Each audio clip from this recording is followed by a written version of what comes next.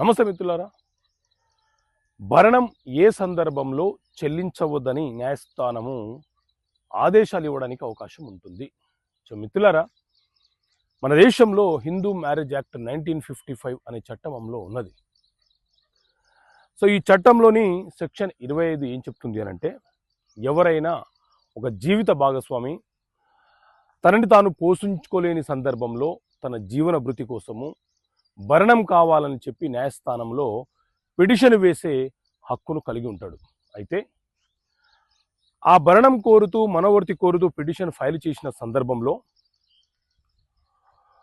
ఎవరైతే భరణం కోరుతూ న్యాయస్థానంలో కేసు వేశారో ఆ వ్యక్తి యొక్క జీవన స్థితిగతులు, ఆ వ్యక్తి యొక్క ఆదాయము, వీటినన్నిటిని పరిగణంలోకి తీసుకొని ఎంత భరణం చెల్లించాలి అనేది న్యాయస్థానము ఏకకాల పద్ధతిలో చెల్లించాలా లేకపోతే వాయిదాల పద్ధతిలో చెల్లించాలా అనే అంశాన్ని కూడా నిర్ణయిస్తుంది.